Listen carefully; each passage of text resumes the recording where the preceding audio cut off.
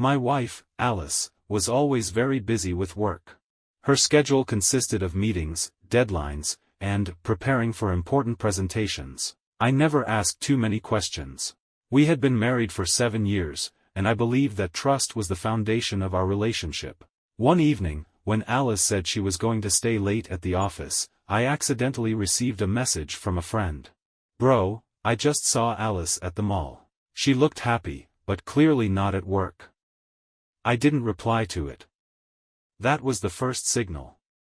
The next time she was late at work, I decided to check it out. I said I would stay home because I was tired, but instead I took the car and followed her. Alice didn't go to the office. She went to a luxury spa where she spent 2 hours. After that, she went to a restaurant where her husband was waiting. They looked happy. Their laughter was so light and genuine that for a moment I doubted whether I knew her at all. I could not resist. I walked into the restaurant, heading for their table. "How was the presentation?"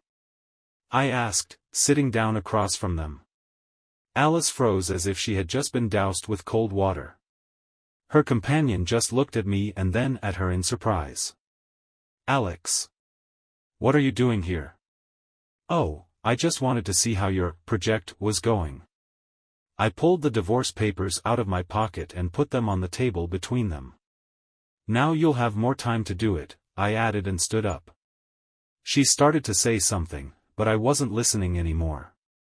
I left the restaurant feeling strangely calm. It was the end not only of our marriage, but also of the illusion I had been living under for years.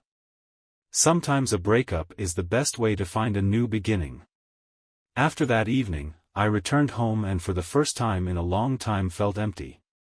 Not from pain or anger, but rather from the realization that this relationship was over before I even knew the truth. Alice tried to call me. I saw her name on the phone screen over and over again, but I didn't answer. All the words that could have made a difference no longer mattered. A few days later, she came home when I was just packing my things. "Alex, please let me explain," she said, standing in the doorway. I looked at her, holding a box of photos in my hands. "You want to explain why you lied to me? Why you pretended that everything was fine when you were with another man behind my back?" She lowered her head. "It's not what you think."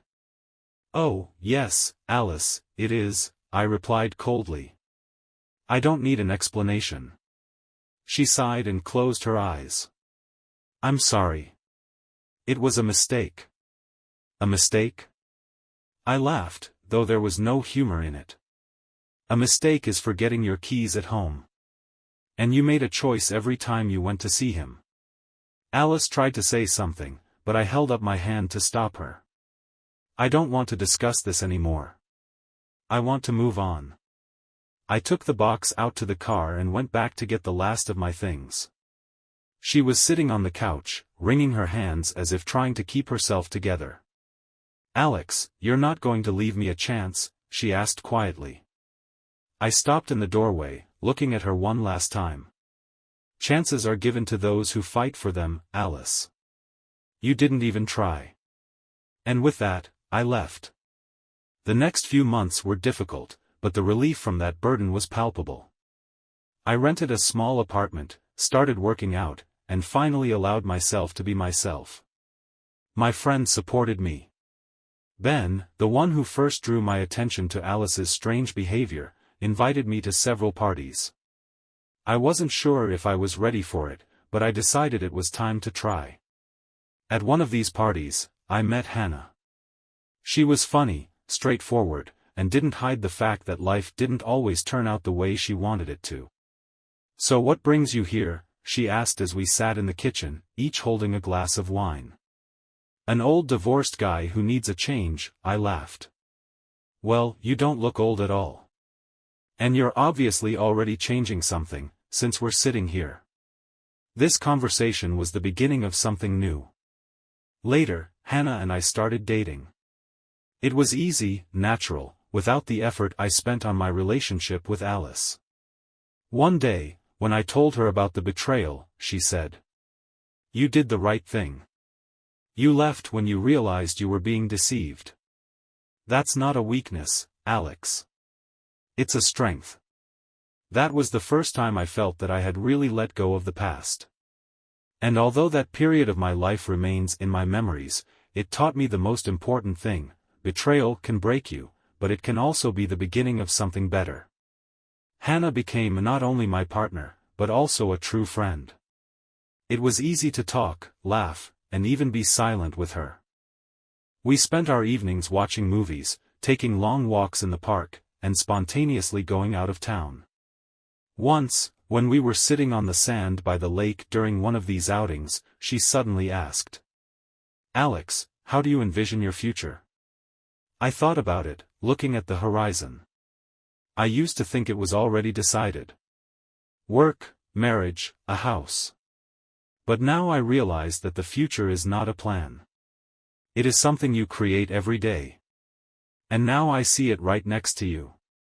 She smiled as she lowered her head, but I noticed her eyes moisten a little. "You know," she said quietly, "sometimes the best things happen after everything is destroyed." I nodded. She was right. 2 years later, Hannah and I moved into a new house. It was small but cozy. We chose the furniture, painted the walls, and even planted flowers in the garden together. It was a new beginning that I had never imagined possible. One evening, when we were having dinner on the terrace, Hannah suddenly said, "Alex, I have news for you." I raised my eyebrows, waiting for her to continue. "We are going to become parents." I froze for a second, trying to figure out if I had heard her correctly. Did I? She nodded, smiling. My heart beat faster. I hugged her, not knowing what to say. It was more than I could have ever imagined. When our son was born, we named him Liam. Holding him in my arms, I remembered all the moments of pain and doubt I had gone through. And I realized that all this had led me here, to this moment, to this family. Life no longer seemed chaotic or unfair. It just found its own way, the way it was supposed to go. One night, as I was rocking Liam, Hannah came up to me and hugged us both. "I'm happy we're together, Alex." "Me too," I replied, looking at her and our son. The past no longer had any power over me. I knew there would be many more challenges ahead, but with this woman and this child, I was ready for anything. Sometimes betrayal is not the end. It is a chance to find true happiness. Years passed, and our life became filled with simple but priceless moments. Liam grew up fast, his laughter could be heard in every corner of the house, and his curiosity never left Hannah and me without new adventures. One day, when we were working in the garden together, he ran up to me with a toy hammer in his hands. "Dad, I'll help," he exclaimed, trying to fix our bench, which I was repairing with a real tool. Hannah watched, laughing, and I thought that moments like this are what true happiness is all about. Liam became the center of our world, but Hannah and I did not forget about ourselves. We continued to find time for walks, conversations, and spontaneous trips. One evening, when Liam was already asleep, we were sitting on the terrace looking at the stars. "Alex," Hannah began, holding my hand, "did you ever think your life would be like this?" I thought about it, looking at her profile in the moonlight. "No.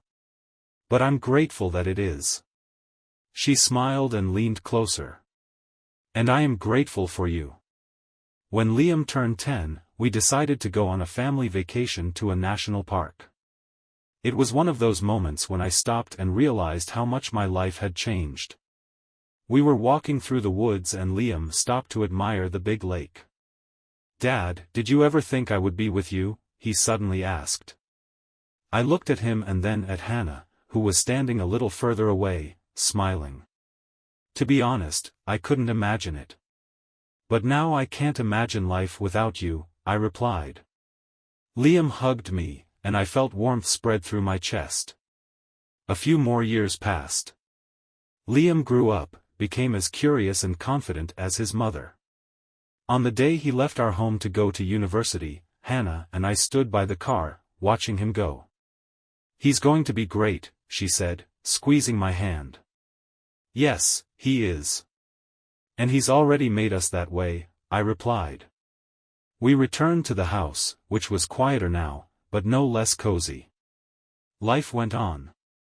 We grew old together, enjoying the peace and love we had built over the years. Sometimes I thought about those times when it seemed like everything was falling apart. But now I knew that it was just a preparation for finding true happiness. Because true happiness is home, family, and people who are always there for you. And I was grateful for every day I spent with them. Years passed, and life went on as usual. Liam graduated from university and moved to a big city where he found his dream job. He often called to tell us about new projects and never failed to ask how Hannah and I were doing. One evening, he called and started the conversation with noticeable excitement in his voice. "Dad, I have some important news." "Tell me," I replied, even though I had a pretty good idea what he was going to say. "I introduced you to her, remember? Sophie. We've been together for 2 years now, and I asked her to marry me. She said yes." I smiled when I heard his joyful voice and felt my heart fill with pride. "Congratulations, son. I am very happy for both of you. We want to get married at home," he added after a pause, "where I grew up."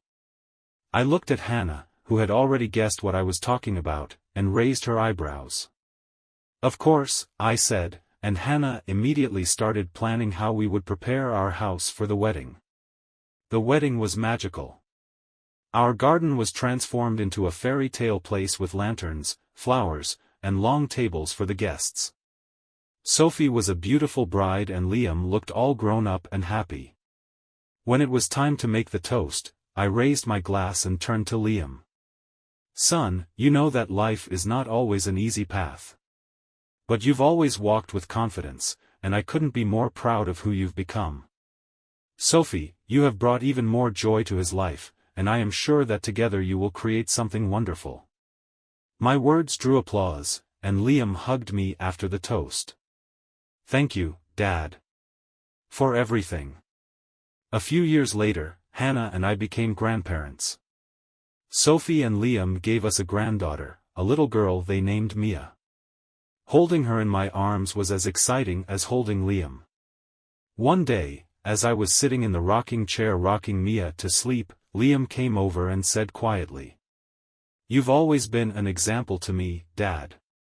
And I want Mia to know what a real family means." I couldn't say anything but hugged him. Many years passed, and our life with Hannah was full of comfort and love. We spent many evenings sitting on our terrace, listening to our grandchildren run around in the garden, and remembering all the moments that made us stronger. Sometimes Hannah would ask, "Are you happy, Alex?" I always answered the same. More than I could have ever imagined. We knew that our stories were living on in our children and grandchildren, and that was the best feeling imaginable. Life has shown that even after betrayal and pain, recovery is possible, and that what has been destroyed can be replaced with something real. And I was grateful for every moment of this journey. Years passed, and our family continued to grow. Liam and Sophie were raising Mia, who was becoming more and more like her father every day. She was just as curious, energetic, and persistent. Every time they brought her to visit us, the house was filled with laughter and joy. One summer day, we all gathered in the garden for a family picnic. Mia, who was already 7, ran up to me holding her notebook.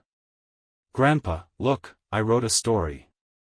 I took the notebook and began to read her children's story about a princess who lost her royal castle but found new friends and built an even better one. "That's a great story, Mia," I said, looking at her. "Where did you get that idea?" She thought for a second and then answered. "My mom told me that you are very strong because you once started over. I thought it was a good idea for a story." I looked at Sophie, who was smiling as she watched us from across the garden. "Your mom is right," I said, hugging Mia. "But you know what? The most important thing is to always move forward and be grateful for what you have. Mia nodded as if she understood something important and ran off to play with the other children. A few years later, Hannah and I decided it was time to travel more. We visited places we had dreamed of for years: mountains, coasts, ancient cities. On each trip, we felt ourselves becoming stronger for each other. Once, sitting on the ocean shore during the sunset, Hannah took my hand and said, "Alex, you have made my life better than I could have ever imagined." I looked at her, feeling the same way. "You taught me that after dark times, there is always light." We were silent, listening to the waves rolling in. At the end of our days, we stayed at home more and more often. Our house became a real family center. Liam, Sophie, Mia, and the rest of the family always came over on holidays to get together. One winter evening, when Hannah and I were sitting by the fireplace, I looked at her and said, "Do you think we've had a good life?" She smiled, as she always did, warm and gentle. "We have lived the best life we could have imagined." I took her hand and felt peace and gratitude fill me. Our path was not easy, but it brought us to a place where love, family, and memories made sense of everything. The following years were filled with warmth and harmony. Hannah and I would wake up every morning to the sounds of our garden, birds singing, leaves rustling, and sometimes children's laughter when Mia and her brothers came to visit. One fall day, Liam brought the whole family for the weekend. Mia, who had already turned 13, came into the living room with an album in her hands. "Grandpa, I want to show you something," she said, sitting down next to him. The album contained her first drawings and photographs.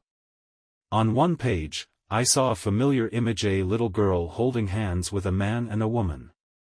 "Is that you and Grandma?" I asked, even though I already knew the answer. "Yes," Mia answered, "I drew that when I was little." "But it's more than a drawing.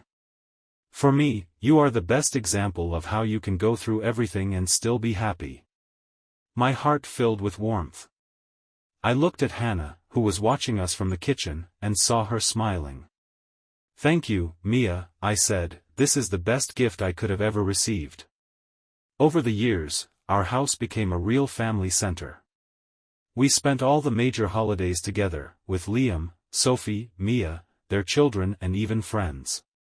One year, when Hannah and I turned 80, Liam organized a surprise, a big party in our garden. When everyone gathered, Liam raised his glass and made a toast. "Mom, Dad, you didn't just build this house. You have created a family that will always be together, even if we are far away. You have shown us that love and support are the most important things we can have. We are all here because you made the right choice once." I looked at the faces of my children, grandchildren and even great-grandchildren. They were laughing, joking, and hugging each other. It was a moment of absolute peace and happiness. Hannah and I spent our last years quietly. We enjoyed the simple pleasures of reading, walking in the garden, and meeting with family. One morning, when I brought her tea in bed, she looked at me and said, "Alex, I'm ready." I didn't immediately understand what she was talking about. "Ready for what?" She smiled as she stroked my hand. "Just ready. Ready for whatever comes next." Her words stayed with me, and I thought about them a lot. When she passed away, I felt empty, but at the same time, I was deeply grateful to have had her in my life. I lived a few more years, enjoying every moment with my family. Mia came to visit me often, and we talked for a long time about life, about dreams, about the importance of appreciating what you have. One evening, as I was falling asleep in my armchair by the fireplace, I felt a strange peace. I thought I could see Hannah again, standing in our garden, smiling and holding out her hand. And then I realized that this was the time when I was ready too. My life was filled with love, challenges, and most importantly, people who made it real. I lived the next few years with a sense of deep gratitude. Although life became quieter without Hannah, the memories of her always warmed me. Her voice, her laugh, even her jokes stayed with me. I often walked through the garden we created together, and it seemed like she was still there, in every corner of the place. Mia remained the one who kept me in the present the most. She often came to visit me with her children, and our house was filled with laughter again. Little feet would run around the garden, children's voices would ring in the air, and I knew that our family was alive and well. One day, sitting on the terrace, I told my grandchildren stories about my childhood, about Hannah, about the path that led me to them. "Grandpa, you've lived many lives," exclaimed my great-granddaughter, who was named after Hannah. I laughed and patted her head. "No, Hannah, I have lived one life, but it was full of adventure and love." She looked at me thoughtfully. "Are you happy, Grandpa?" I didn't hesitate for a second. "Very much so. When my time came, I knew I was going in peace." One morning I fell asleep in my chair by the fireplace, listening to the wind play outside the window. My last thoughts were about Hannah, about the day I first met her. I saw her smile, felt the warmth of her hands, and knew I was coming to her. My family gathered to pay their last respects. Liam talked about how I taught him to be strong and honest. Mia shared how our conversations shaped her worldview. My garden became the place where I was buried. It was full of life, and my children and grandchildren often came there to remember me. Life continued through them, through every moment we created together. I left this world with a sense of accomplishment, knowing that every pain and every joy had led me to become part of something greater. And even now, among the stars or in the breeze, I am always with them, in the love we created together. My children, grandchildren, and great-grandchildren continued to gather in our home, now to keep the memory of Hannah and me alive. The garden remained the heart of this family. It grew, filled with new plants and flowers, which were planted by my great-grandchildren. One day, Mia decided to do something special. She gathered the whole family and announced, "We will create a memory corner here, where everyone can remember the grandparents who built this house for us." Together with her children and grandchildren, she installed a small wooden bench under the oldest tree in the garden. On the bench was engraved the phrase, "Love never disappears. It grows in the hearts of those who move on." This corner became a place where everyone could find peace. Children would read books, adults would drink coffee, and the oldest members of the family would sit and reminisce about old times. Mia often brought her children to the bench and told them stories about me and Hannah. "Your grandparents showed me that the most important thing in life is to love and support each other," she would tell them, her eyes always shining with warmth. Her great-granddaughter, who was named Kana, once asked her, "Mom, do you think Grandpa and Grandma are looking down on us?" Mia smiled and hugged her. "I think they are not only watching. They are with us. In our hearts, in this garden, in every moment we are together." Over the years, the family only grew bigger. New generations came to this house, grew up, and learned to appreciate that their lives are part of a great story that their ancestors started. The garden that Hannah and I created became a symbol of how something beautiful and lasting grows from a small seed.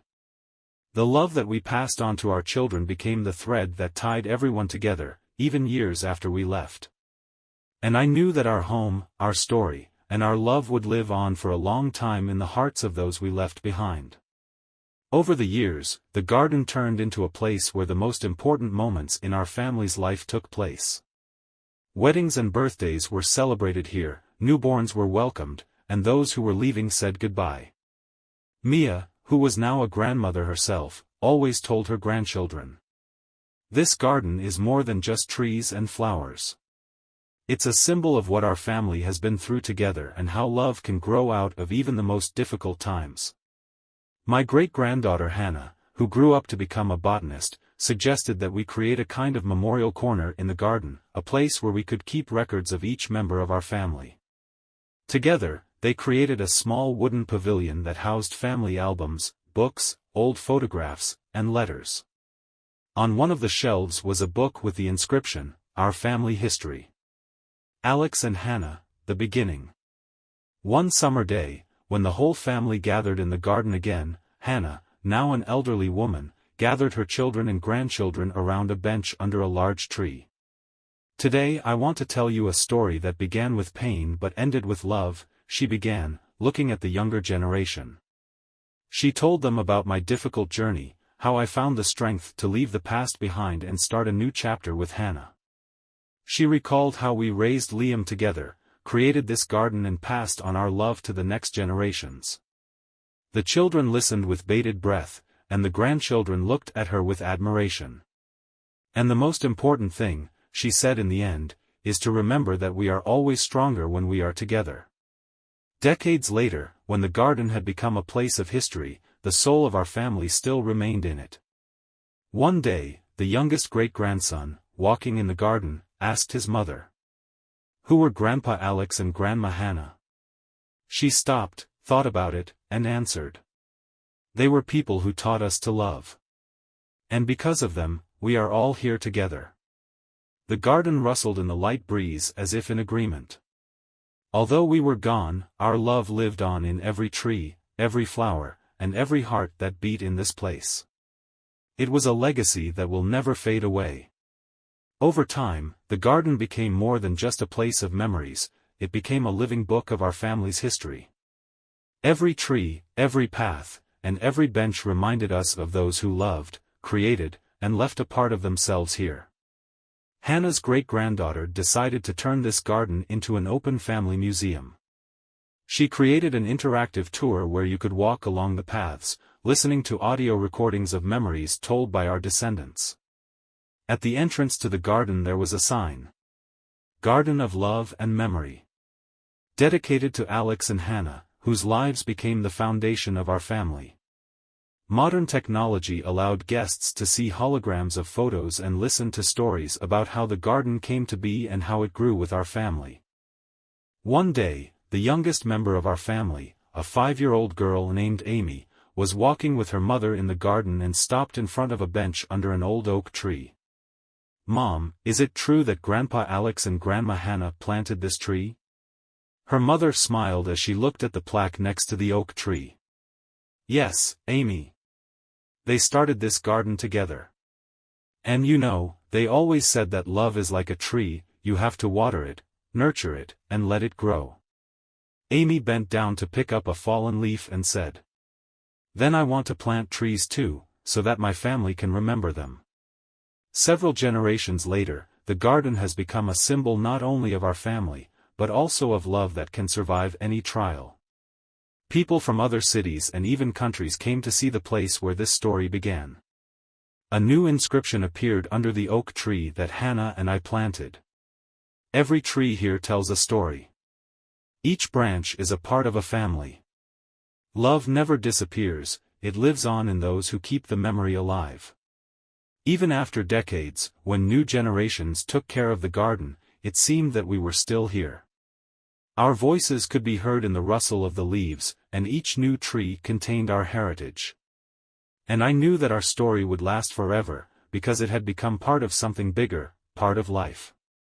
Over the years, the garden turned into a symbolic place that preserved not only our family history, but also the idea of how love, patience, and memory can create something lasting. New generations continued to care for the garden, adding their own stories to it. One day, Amy's great-great-granddaughter gathered the whole family in the garden. She was 20 years old and an architect who dreamed of renovating the place where our story began. "Today I want to show you a project I've been working on," she said, unfolding a large sheet of paper. It contained a sketch of a new pavilion that combined modern design with the natural charm of the garden. A large glass wall was planned in the center of the pavilion, through which you could see the old oak tree that Hannah and I had planted. It would be a place where we could get together even when it was cold. And there will be interactive screens with our family history so that the children and their children will always know where they come from, Amy explained. The family supported her idea, and in a few years the pavilion became a reality. The opening was a solemn affair, all family members, even those who had long since moved away, gathered together. During the opening ceremony, Amy said, "This garden began with the love and strength of two people, Alex and Hannah. They taught us that even through hardship, we can find a new beginning. And today we are here to continue their legacy." Everyone applauded, and older family members wiped away tears as they remembered those who had once planted this garden. The pavilion became a meeting place for new generations. We celebrated weddings, christenings, birthdays, and sometimes just gathered to look at old photos or read stories from our family archive. One of the interactive exhibits was dedicated to the words of Hannah and me. "Love is a tree. It needs to be nurtured, allowed to grow, and then it will become strong and pass on its power to others." Many years later, when the garden celebrated its 150th anniversary, the place became famous throughout the country.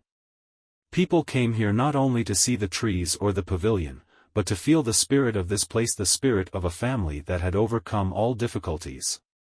One day, the youngest member of the family, a little boy, looked at his mother and asked, "Is it true that Grandpa Alex and Grandma Hannah started this garden, just the two of them?" His mother smiled and said, "It's true. They weren't perfect, but they had a big heart. And it is because of them that we are all here." The garden rustled in the gentle breeze, and it seemed as if each tree confirmed these words, whispering, "We are here. We are alive. We continue to grow." Years later, when the garden had become a legend that united our family and even went beyond it, the moment of the real finale came. One summer evening, when the family gathered in the garden once again, the old oak tree, the one that Hannah and I had planted together, began to lose its branches. It was natural. The tree had lived a long life, just as we had in our time. Amy, now the matriarch of the family, gathered her children, grandchildren and great-grandchildren to say goodbye to the tree. She suggested a special way to mark this moment. "We will keep a part of the oak tree as a symbol of our beginning, and plant a new tree in its place. It will be the beginning of a new chapter." Everyone gathered around the old tree. Its branches were drooping, but it stood majestically, as always. At that moment, everyone felt a connection with the past and with those who are no longer with us. The great-grandchildren, holding seedlings of new trees, planted them next to the old oak. Now it was a whole generation of new trees that symbolized a family that continued to grow and live. In memory of the old oak, a small table was made from its wood and placed in the center of the pavilion. On its surface was carved, "Here our history began. Here it continues." As the last ray of sunlight of that day disappeared over the horizon, the garden was filled with warmth that seemed to emanate from every tree and every branch. This garden was never just a place. It was the heart of our family, a place where we laughed, cried, loved, and forgave. And although the days of those who once started this story are long gone, their spirit remains in every corner of this garden, in every story told by new generations. Life went on, love lived on, and the garden remained the thing that united us all, past, present, and future.